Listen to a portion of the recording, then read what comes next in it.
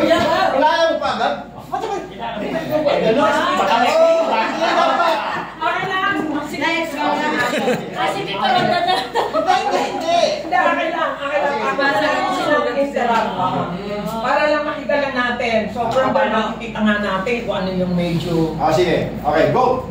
Hi, Jamie. Uy, Jack! Kamusta? Kamusta na yung buhay mo ngayon? Ito, may pamilya na, may asawa, may mga anak. Parehas tayo. May pamilya na rin ako at may anak. Ilan na anak mo? 5. 5. Ako 2 lang. Okay. So, ano pinagkakaabalahan mo ngayon? Sa ngayon, wala akong trabaho mo eh. Wala Kaya akong walang pinagkakabalaan sa bahay lang. Si Mrs. may trabaho. Paglalabada. Ang misis mo ang nagtatrabaho. Parang okay lang yun. Ay, sure naman nagtutulungan kayong mag-asawa. Oo naman. Yun. Kung i-rate mo ba ang buhay mo ngayon from 1 to 10, ano kaya ang rate ng buhay mo ngayon, Jimmy? Nasa 3 na marka. Bakit naman 3 lang? Kasi hirap. Naawa ko sa pamilya ko bilang tatay. Wala akong trabaho. Kaya deep down din ako. Kaya makita ko nasa 3 lang siguro ang rate. Ano kaya ang kailangan para maging 10 yung rate mo sa sarili mo? Para tumaas. Sa tingin mo ba kaya pag sinama ang Diyos sa buhay mo ay tataas ang rate mo sa sarili mo? Ay, oo. Sigurado tataas siya. Okay. So, iba talaga kapag may Diyos sa buhay, Jimmy. Oo. Sabi nga sa 1:10:10, naparito siya sa lupa upang magkaroon tayo ng buhay na masagana. So, huwag kang malungkot kung ganyan ang nangyayari ngayon sa buhay mo. Ako nga dati, nung wala akong Diyos sa buhay ko, talagang wala rin direksyon. Parang inuuna ko lang sarili ko. Ganon. So, nung nakakilala ako sa Diyos, malaki talagang pinagbago. Yung nagkaroon ng direksyon yung buhay ko, na akala ko hindi ko mga kayang gawin, nagawa ko na ngayon. At inayos niya talaga ng Diyos ang buhay ko. Okay. Dumating na ba sa iyong spiritual na buhay na, if ever, sa tingin mo may itatanong lang ako sa iyo. Kung dumating ka sa iyong spiritual na buhay at may isang trahedya na mangyayari ngayon sa iyo, sa tingin mo ba mapupunta ka sa langit? Hindi ako sigurado. Okay. Alam mo ba, sabi si Biblia sa 1:1:5:30 na tayong sumasampalataya na anak ng Diyos ay may buhay na walang hanggan. So, siya lang ang makakapagbigay sa atin ng buhay na walang hanggan. Maaari ko bang ibahagi kung paano ako nakatiyak sa buhay na walang hanggan? Nung nakilala ko ang Diyos, talagang nakasiguro ko na may buhay tayo na walang hanggan. At kung paano ka rin magkakaroon nito. Bago ko pala ito ibahagi sa'yo, may katanungan lang ako. Pwede ba ulit akong magtanong sa'yo, Jimmy? Okay. Kung sakaling may trahedyang mangyayari sa'yo ngayon at natagpuan mo ang sarili mo na nakatayo sa harapan ng Diyos at tatanungin ka niya, bakit kita papapasukin sa langit? Ano ang sasabihin mo sa kanya? Pwede ko sabihin siguro, Lord, nagmamabait naman akong asawa. Tsaka, naalagaan ko naman yung mga anak ko kahit nasa bahay na ako. Yun, siguro nila, baka yun pwede ko nang sabihin.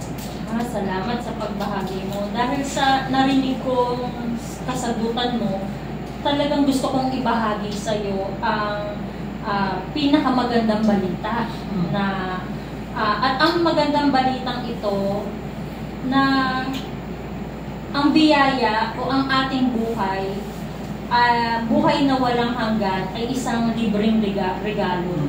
Regalo to ng Diyos sa akin. Sabi nga dun sa Roma 6:23, sapagkat ang kamatayan ang kabayaran ng kasalanan, ngunit walang bayad na kaloob ng Diyos na buhay na walang hanggan. Okay, so hindi ito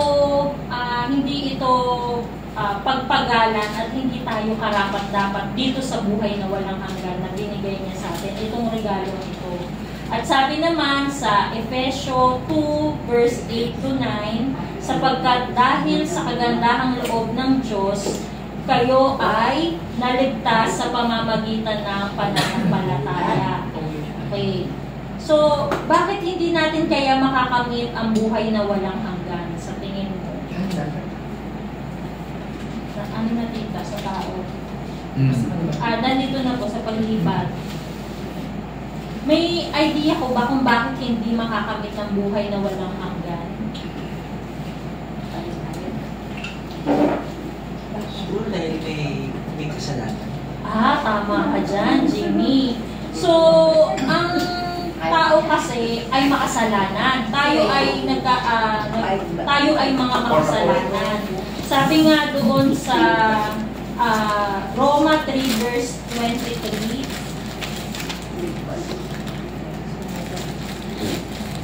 sa dami na siya mga verse. Okay, sapagkat ang lahat ng tao ay makasalanan. So tayo mismo, hindi natin kayang iligtas ang ating sarili. Sabi din sa Matthew 5 verse 48, kaya maging ganap gaya ng Ama sa langit. Okay, so para itong isang kwento ng pag nagluluto yung asawa mo, di ba? Halimbawa, ang asawa mo nagluluto o ikaw. Di ba kung halimbawa ay magluluto ka ng tortang itlog, napasama doon sa scrambled egg mo yung balat ng itlog. So, tas kakainin mo, ano kaya ang magiging lasa nito kapag ito'y nakain mo? Ano, may matigas. Oo, diba? Parang may matigas. O kaya naman ay parang di ba? Parang may shell. May shell. Oo, may shell. Yun. Okay. So, gayon pa man, Jimmy, ganun din tayo eh. Parang yan ang nagpapahiwalay sa atin sa Panginoon eh. Yung kasalanan talaga natin. So, parang imbis na maging maganda,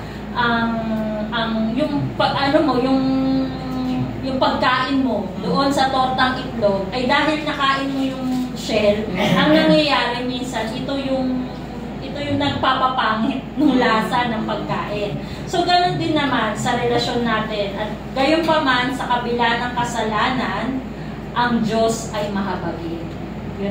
At ayaw niya tayong parusahan dun sa mga nagawa nating kasalanan.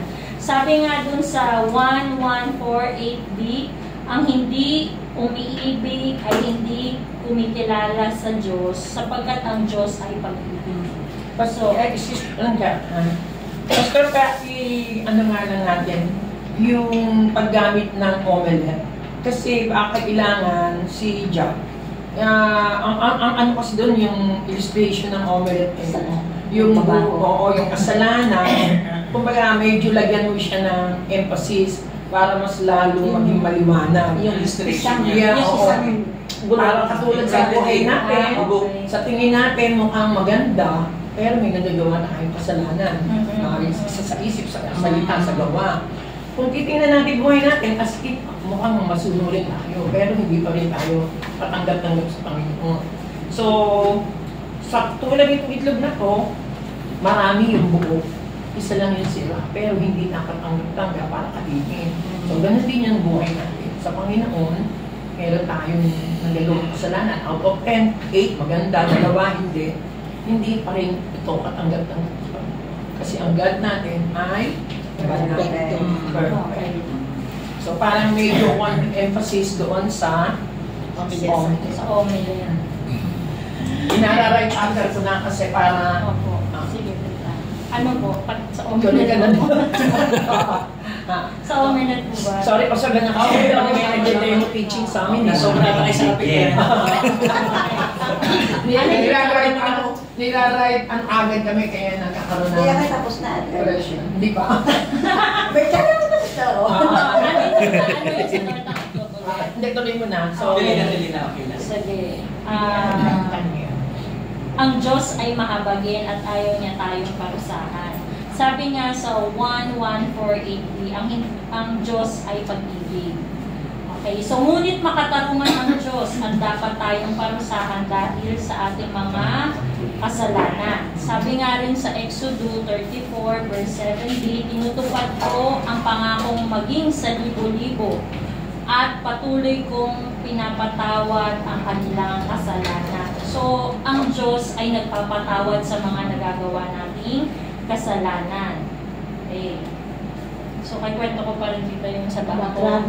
Okay. So, halimbawa, ako, na nagutom kami ng pamilya ko. At syempre, gusto ko na makakain yung mga anak ko. So, mag-iisip ako ng paraan para na mapakain ko yung mga anak ko. Isa dyan ay yung pagnanakaw sa bangko. So, pag parang Hold up. oo, kaya mang-hold up ako. Pwede naman bang ibang story? Kailangan ganun na. Pwede. Di ba? Basta nare-relate mo Oo. doon sa justice. Opo, yun. Opo, gusto kong makakain ng anak ko, magnanakaw ako para mabigyan ko sila ng pagkain. Pero dahil sa ginawa kong yun, hindi rason yun na mapakain ko sila ay galing sa masama. So, ganun din ang Diyos sa atin. No? Hindi pwedeng yung nagkasala ka, tapos haharap ka sa Kanya, ikaw ay hindi ka naghihingi ng kapatawaran. So, ganun tayo. Lahat ng kasalanang magawa natin ay kailangan na ihingi rin natin ang tawad sa Kanya. At pagbayaran natin ang mga kasalanang nagawa natin. Yun. So, may problema tayo, ngunit nilulutas ng Diyos ang suliraning ito nang sinugo niya ang kanyang anak. Okay. Pwede mo pakitago yung number. Hindi ko pa kasi kabisado. Oo, ganun. Okay po. Wala may kodi mo. May problema Okay. tayo. Kasi ang haba. Buti na panganin pa po. Straight pa talaga yung teacher. Pwede ba? Next week din tayo wala na pa. Pwede ba ba? Okay po. Sa pagtulog na may memorize. Tapos, Pag wala nang ganito, parang ganito. okay. Kilala mo ba kung sino si Kristo? Pwede ba yun itanong? Okay. Kilala mo ba kung sino si Kristo? Ang alam ko siya yung namatay sa krus. Okay, so tama. Tama naman siya ay namatay sa krus. Si Kristo ay parehong Diyos at tao. Sabi nga din sa 1 verse 1, ang salita ay kasama at ang Diyos. Okay, so lagi rin natin siyang kasama. Salita. Kasama ba? Kasi mula ay salita. Kasi At salita ay kasama ng Diyos. Ang salita ay Diyos. Okay. Ang salita Ay, ito. nagkataon sa lupa at ng lupa ay nakasama. Okay. Tapos sabi rin sa 1 verse 1, ay 1 verse 14, nakita namin ang kaluwalhatian ng Ama at siya ay puspos ng kagandahan ng loob at katotohanan. So, ano ang ginawa niya? Alam mo ba kung ano ang ginawa ni Jesucristo sa atin? Hindi ko alam. Okay, so ikikwento ko sa iyo ha, Jimmy. Siya ay namatay sa krus upang bayaran ang parusa ng ating mga kasalanan. At bumangon mula sa mga patay upang maghanda ng lugar sa langit para sa atin. Sabi naman doon sa Isaiah 53 verse 6, tayong lahat ay tulad ng mga tupang naligaw. Nagkanya-kanya tayo ng lakad, ngunit pinataw sa kanya ang kaparusahan. So para tayo mga tupa na talagang tayo ay minsan nagkakaroon talaga tayo ng kasalanan dahil tayo nga ay makasalanan. Ngunit dahil sa pagmamahal ni Jesucristo sa atin, siya ang tumubos ng ating mga kasalanan. Halimbawa, Okay, halimbawa, record mo. hindi ko pa alam. Ito ba? Ito. Etong cellphone pa. Ilista rito ang lahat ng kasalanan ng tao. Okay. Isip ko, Isip, nagawa, recorded dito. Sinabi. Ini-record niya doon. Okay. Tapos, ano story? Oh, yeah. Lahat ng mga naging mga kasalanan mo recorded in this book. Ito record mo sa kusina. Akin to, no? Lahat ng mga ginawa kong kasalanan noon, ngayon, at saka gagawin nandito na recorded dito Recorded. sa record na to. Ngayon, ayan yung Lord. God, di ba? Si God. Oo. Ito yung ako, ito yung kasalanan. Kanyari, ayan. Ayan yung kasalanan ko, ito ako. Ayan ang God. Hindi ako makalapit sa Panginoon dahil sa aking mga kasalanan. Yun. Maganda. And then, ang ginawa ng Panginoon, dahil may Yes. problema, nilipat ng Panginoon. Kinuha niya. Kinuha ng Panginoon ang aking mga kasalanan. So ngayon, ibaba mo na dito, ito na ako, na si God, wala nang nakakagala sa akin, sa paglapit ko sa Panginoon. Dahil binayaran ng lahat ng Panginoon ang aking mga nagawang kasalanan. So napakahalaga yung Kwento mo rin pala. mahalaga to, sobrang mahalaga. Mahalaga yung konting ano. Ayan. Sobrang mahalaga to na hindi dapat natin siyang mamiss. Pwede itlog mamiss. Yung bankrupt, pwede. Yung ano. Pero ito yung Kasalanan, record yan eh. This is the most important kasi yun yung pagta-transfer, pagkuha ng Panginoon sa kasalanan. Yun ang ating memorizing niya. Nasaan ba yun? Andun sa Kwento ng presentation ano? na yan. Hindi. Na habang si Aklat Jesus talaan. Aklat ay talaan. namatay doon sa cross, sabi ng Lord, Pero wala Jesus, doon Okay, Jesus. Tapos, Ito kasalanan. record book ng kasalanan mo, nakasulat dyan at ang aking mga naisip, mga nagawa ko, Sabi. mga nasabi, lahat nakasulat dito, recorded in this book. Na ngayon, halimbawa ako, 74 na, wow. So, 1,000 na lang naman. So, napakarami ko na nagawang kasalanan. So, dahil dito sa kasalanan ito, hindi ako wala akong access kay Lord kasi nakahahad lang ang aking mga kasalanan. Ito si God. Ito ako. 10 beses pala natin Ito ang nasabi ito. Ayan si God. 10 baka. Ito yung aking kasalanan. Diba? Ito ako. Wala akong access Iyo, kay God. 8. Dahil nakakahad Itawa ka magkapala eh. lang yung aking mga kasalanan. So, ang ginawa ng Panginoon, nilutas ang problema ko ng tao sa pamamagitan ng pagdala niya ng kanyang bugtong na nga si Yesu Cristo. Ayun, the inequities yung all we like sheep have gone astray, kanya tayo ng daan. At ang lahat ng mga kasalanan ko ay take pa ng Panginoon. So, alisin mo na yan. Ito ka na ngayon. Ito na yung si God. Wala nang hadlang. Meron ka ng access sa Panginoon. Direct access to God. Dahil binayaran ng Panginoon ang ating mga nagawang kasalanan.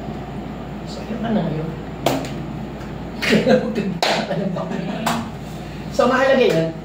Yun ang talaga nauna. Parang sa story po. Yun ang nauna. Marami Hindi nakapag... Yan ang hindi dapat. Yung number 8 din. Bago God. May hindi ko creation mo eh. Bago God. Kapilala mo si Cristo. Hindi, nandun ka habang Kasi kay Christ ka. nandun sa Kasi sa Christ. si Christ ka. Ginawa ng Panginoon. After sa God, si Christ na. Binayaran, di ba sabi dyan? Oo. He died on the cross Oo. to pay the penalty of our sins Yun, penalty. and rose from the dead to prepare a place in heaven for us.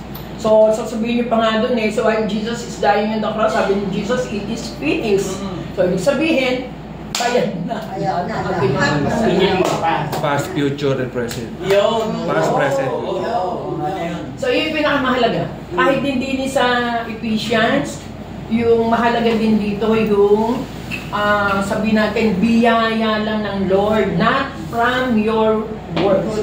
Kasi kahapon yung kaibigan ni Biyaya. Erwin kahapon, matagal na siya Kristiyano, pastor. Okay.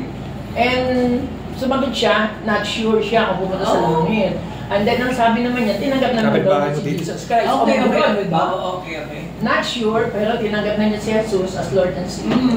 So, yun. Ang binigyan ko doon ng emphasis, yung Ephesians 2:8. Hindi ito galing sa iyong good words. Sabihin mo, sa pamamagitan ng ating pananampalataya, biyaya.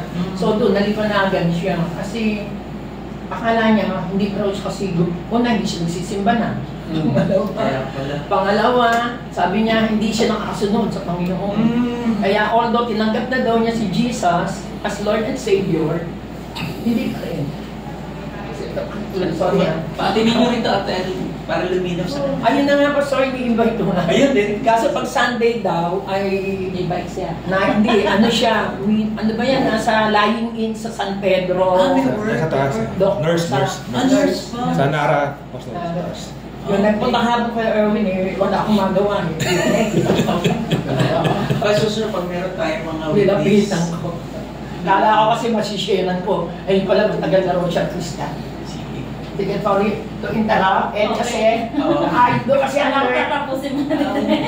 Pangilan ba si Jack? Pero ang una ko, dahil doon kasi ang Ang learn. dami pala. Hindi kasi kasi Sa susunod na yung doon kasi yung learning Next Saturday natin. na. Kasi kaagad right away. Kasi kapag after ni Jackie, Uwi uwi na na tayo. learning na tayo. Uwi na tayo.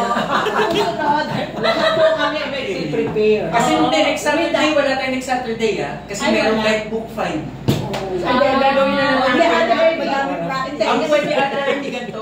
After Friday ng kaya. guidebook 5, pwedeng mag practice pa rin. Hindi, Yan, gusto itong ko ano, sa items ko. Gano'n. Ngayon, ito Wala tayong lahat session. yung illustration. Kasi doon po kami patay. Oo, Sa illustration. oo, Ito from Pag-aralan na natin from sa the, isa. ano yung, from the omelette. Mm-mm. Ano ba yung una? Hindi Omelette. omelette. Hindi, French French grilled.